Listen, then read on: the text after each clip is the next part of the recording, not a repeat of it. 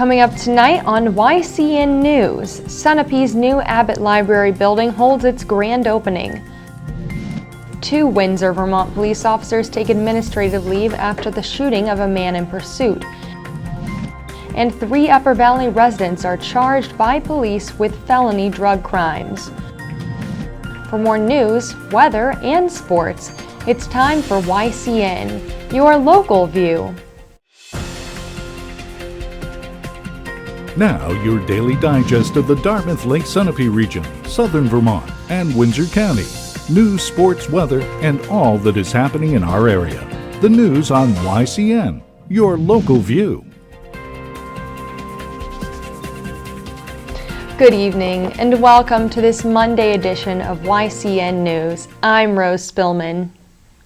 Let the slush begin. It's been a day of steady rain falling on snowflakes, making for a slower go during the morning commute. Students attending classes throughout the Kearsarge Regional School District started 2 hours later than usual, one sign the season is indeed changing. It's time to remember how to drive in winter weather.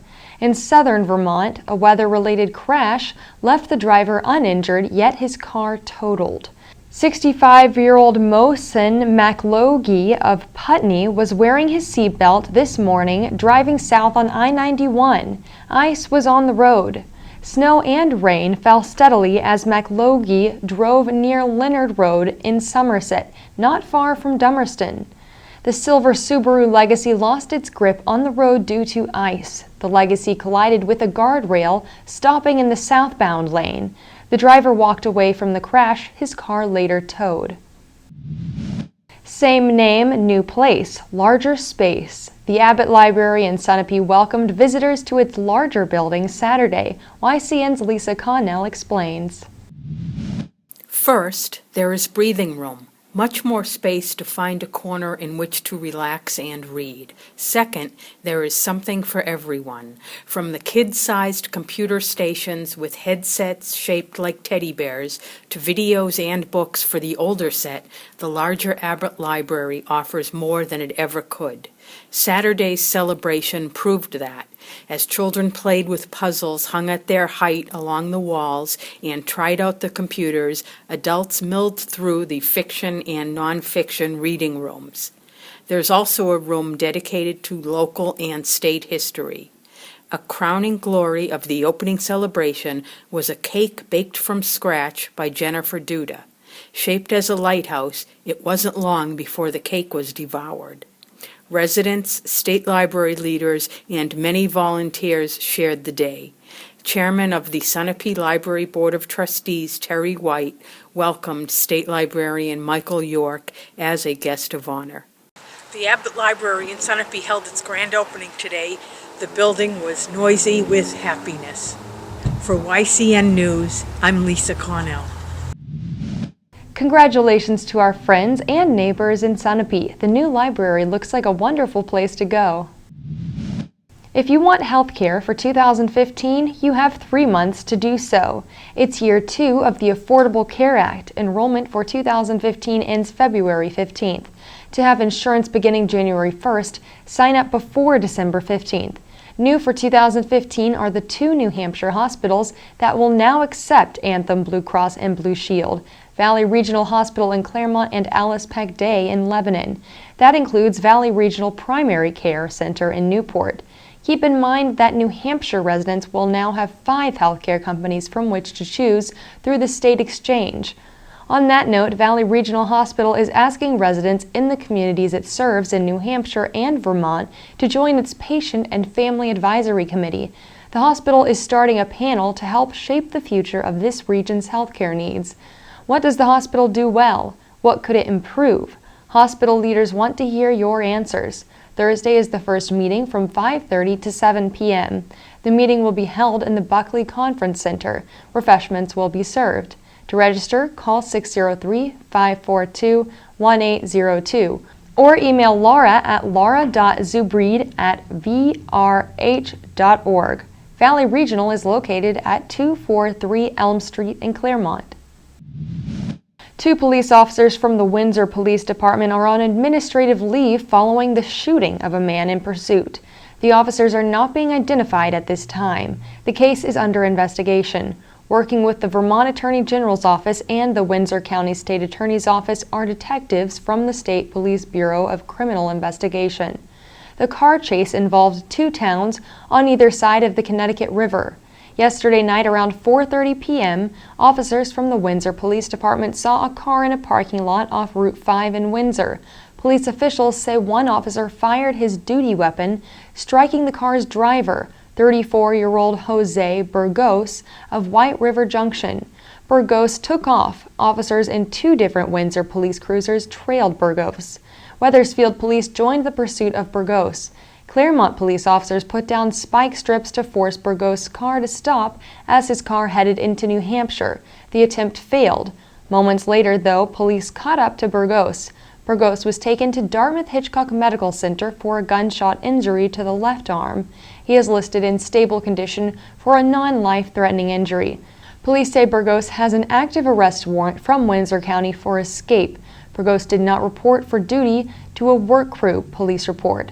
There was a passenger in Burgos' car, 25-year-old Brittany Smith of Claremont. Smith has two active arrest warrants in New Hampshire, as police say she is wanted for the sale of heroin and identity fraud. Smith was arrested by the Claremont Police Department. When YCN News returns, 3 Upper Valley residents are charged by police with felony drug crimes, and the Eagle Times of Claremont organizes a food drive to help area families enjoy holiday trimmings. The YCN News continues in a moment. Welcome back to YCN News. I'm Rose Spillman. A Rockingham, Vermont man was the victim of a burglary Saturday. State police say 49-year-old Scott Parent reported his home on Missing Link Road had been broken into between 4 and 11 p.m. Several types of medication were taken from Parent's home, per the police report. Police could see that Parent's bedroom door lock was damaged. No other items were taken from the home, say police. The case remains under investigation. 3 Upper Valley residents are charged by police with felony drug crimes. Lebanon police, working with the State Probation and Parole Office on Friday, arrested 32-year-old Nathan Westcott of Wilder, Vermont, 29-year-old Jordan Stacy of Lebanon, and 19-year-old Caitlin Olson of Lyme. Police say more than 50 bags of heroin were seized during the arrest. Westcott and Stacy were set to be arraigned today on charges of felony conspiracy to commit prohibited acts. Westcott and Stacy also are charged by police with possession and intent to sell heroin.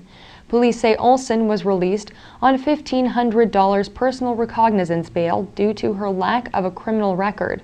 She is expected to appear in court on December 29th. Our next story shows the spirit of giving. Thanksgiving is alive and well. A food drive organized by the Eagle Times of Claremont will help area families enjoy all the holiday trimmings. Sales manager Sherry Parkhurst focused the drive on what some people say is the best part of the meal, stuffing. Parkhurst launched Stuff It for a good cause, asking for food donations and primarily stuffing fixings. Newport Food Pantry Director Jim Demers says 320 turkeys were distributed last year, yet it was stuffing mix that was in short supply. The food drive ended November 14th with stuffing mixes and preparations for the November 27th dinner ready to be delivered. Eagle Times publisher Jim Freeland says the newspaper is pleased to give back to the community. Meanwhile, a 64-year-old man is charged by police with petty larceny for taking a jacket from a truck yesterday evening. Police say Daniel Sherry of Westminster allegedly stole a jacket from the bed of a truck parked at the exit for Sunoco in Dummerston. Sherry drove away. Police arrested him later yesterday. Sherry is scheduled to appear in Windham Superior Court on December 30th. When YCN News returns, we'll hear from Kearsarge Chronicles' Lynn Solomon, who met with James Waterbury, executive chef for the Coach House restaurant at the New London Inn. The YCN News continues in a moment. Welcome back to YCN News. I'm Rose Spellman. Now Matt McDonald will have a look at our weather for the next few days and then move on to sports. Thanks, Rose. Tonight we'll have rain, snow, and sleet before 1 a.m. with snow and rain continuing up to 2 a.m. Lows will be in the 20s with winds between 5 and 10 miles per hour. Tomorrow will be mostly sunny with a high of 31 degrees and winds up to 15 miles per hour. Tomorrow night we'll have a low of 18 degrees with mostly cloudy skies. Winds will range between 15 and 20 miles per hour with gusts as high as 30 miles per hour. Wednesday will be mostly sunny with highs in the 30s and winds up to 15 miles per hour. Wednesday night we'll have a 40% chance of snow showers after 8 p.m. Skies will be mostly cloudy with lows in the 20s. You can see here all of the possibilities for storms in the next couple of days. Drive safely as we will see more snow and sleet conditions. Now let's see what's coming up on our community calendar. Tomorrow in Vermont, the Brattleboro Select Board will meet at 6 p.m. In Hanover, New Hampshire, the Handel Society of Dartmouth College will perform at the Hopkins Center for the Arts at 7 p.m. Remember, you can submit local events from your community by sending them to news@ycnnow.com. A crisp but sunny November Saturday afternoon found the Newport Tigers hosting the Guilford Golden Eagles for the Division III Northern Conference Championship. Newport scored first with 2:31 to play in the first quarter on this 34-yard romp by Noah Wade.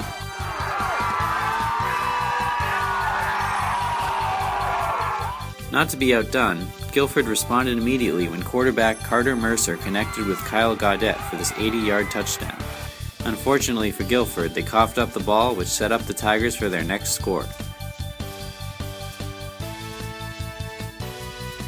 After working their way down from the 17, C.J. Lawrence scored on this 3-yard romp into the end zone at 6:07 on the clock. With the Tiger defense holding its own against the Golden Eagles, Newport made it to 18-6 as Tom Hogan lofted this one up to Steve Nix, and he scrambled 60 yards for the score. The Newport defense did their job again, forcing this punt that Noah Wade returned 70 yards to make it 25-6 with 43 seconds left in the half.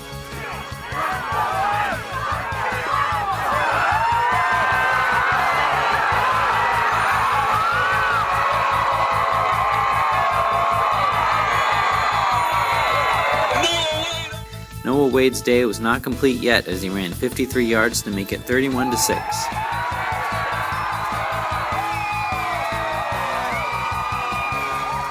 Extending the Tiger lead to 38-6 was this nifty touchdown run by Riley Cook. Guilford was not ready to go home yet as they bombed in from the 2, and then hooked up this 9-yard pass.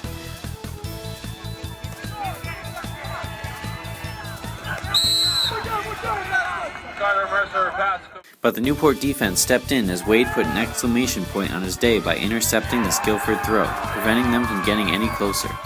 Newport will travel to UNH this Saturday at 11 a.m. to take on the Cougars from Campbell, upset winners over undefeated Bow. The Cougars provided the only blemish on the Tiger season in a very close 22-21 win earlier this year, when Newport could not convert the 2 points after a late touchdown. Good luck, Tigers, this Saturday, and thanks for a great season from YCN, your local view. Thanks, Matt. When YCN News continues, we'll join Capital Connections' John O'Connor, who met with Chris Gamache, Director of New Hampshire Trails. The YCN News continues in a moment.